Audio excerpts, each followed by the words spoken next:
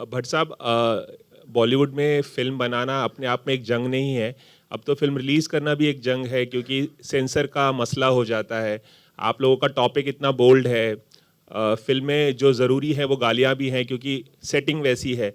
तो कहीं ये ज़हन में चल रहा था कि स्क्रिप्ट लेवल पे कि जब ये फ़िल्म बनेगी और सेंसर के पास जाएगी तो हमें ये दिक्कतें आएँगी और ये हटा दो और ये रख दो। इस तरह का कुछ इस बारे में कुछ रोशनी डालेंगे आप? देखिए, जब मैंने राज कहीं नहीं देखी थी तो मैं उस फिल्म ने मुझे झंझोड़ दिया था।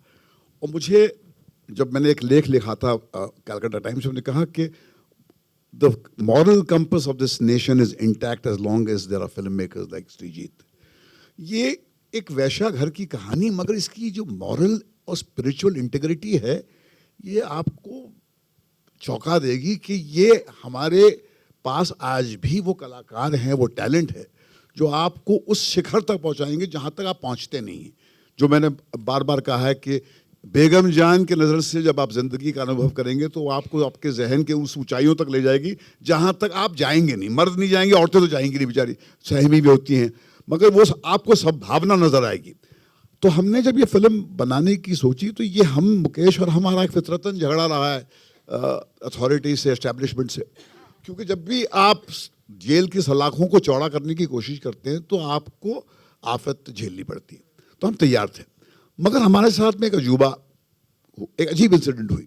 क्योंकि जब ये ऑन द हील्स ऑफ उड़ता पंजाब हमारी सेंसर थी, तो मुकेश ने कहा भैया देखो, पहले हम सेंसर कर लेते हैं, बाद में हम रिलीज फिक्स करते हैं, क्योंकि नहीं तो फिर वो सर पे वो बंदूक होती है, मार्केटिंग शुरू हो जाती है, फिर हमको कॉम्प्रोमाइज़ करना पड़ता है। और ये हमने ठान लिया था कि हम इसके साथ में छेड़खानी अलाउ नहीं करेंगे। और हम वहाँ पर नेहरू प्लानिटोरियम, विशेष, मैं, श्रीजीत और गए वहाँ पर। तो जब शो चल रहा था और लास्ट क्लाइमैक्स की रील अनफोल्ड हो रही थी और गाना बज रहा था, तो मैंने श्रीजीत को देख के कहा, मैंने कहा कि अंदर लोग रो रहे हैं आपके सेंसर वाले।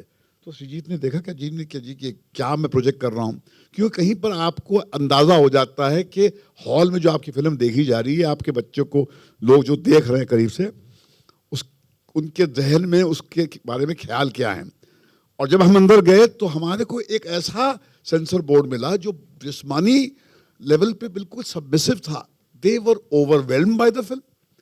वो उनका जो एक अंदाज पेश आने का था, वो मेरी पर्सनैलिटी या मेरे एक हिस्टोरिकल लॉकिंग हॉर्न्स के नैरेटिव की वजह से नहीं, क्योंकि फिल्म ने उन्हें इतना झंझोड़ा था, फिल्म ने उन्हें छुआ था। और वो उनके पास, भैया इंसान के बच्चे हैं ना, सेंसर का रोल, बोर्ड का रोल प्ले करना, मगर है तो इंसान ना, कुरेदो तो खून ही निकलेगा अंदर से उनके। तो वो इतने इम्प्रेस थे, मगर उन्होंने कहा कि एक आध हमारी मजबूरी है, क्योंकि कोड हमें ये गालियां अलाउ नहीं करता, तो उसको आप कृपा करके उसको आप ऑल्टरनेट ढूंढ लीजिए। तो श्रीजीत साहब ने पहले ही एंटिसिपेट किया था, तो उन्होंने वो ऑलरेडी ऑप्शन ले लिया था। तो ये this was one of the most unusual encounters with the censor. I don't have a unhappy story this time to tell about the censors. It was a happiest encounter with Begum Jaन, with the most provocative, the boldest film। मगर इससे एक सीख मिली मुझे, अगर film maker में conviction है, अगर उसके अंदर इंटेग्रिटी है, अगर उसके अंदर जज्बा है कि वो आखिर तक लड़ेगा, वो बात आपके काम से कम्युनिकेट हो जाती है सामने वाले को। अगर आप दुकानदारी करेंगे तो वो दुकानदार को वो उसी तरह ट्रीट करेंगे जैसे दुकानदार डिजर्व करता है। तो ये मेरा बहुत ही पॉजिटिव एक्सपीरियंस था, and I must say that I must thank them for showing this side which I was not very aware of till Begum Jaन happened to me. And I like to add, but साहब, I think from the beginning, ये picture की जो workshops हो या picture की making 32 days में हो या सेंसर का काम हो, हर चीज़ में एक पिक्चर में नियत होती है। वो नियत इनकी एक्टिंग में है, ये कैरेक्टर्स में है, जो प्रॉब्लम भी हो वो सब एक नियत से जब पिक्चर बनती है तो वो सेंसर बोर्ड भी उसके सामने वो उनने उसको पकड़ लिया था। तो हम एक नियत से पिक्चर जब बनाते हैं, जो भट्ट साहब ने बोला बिना दुकानदारी, तो एक फिल्म बिजनेस है ये, मगर जब नियत सामने आती है तो उसके सामने ऑडियंस भी अप्रिशिएट करती है।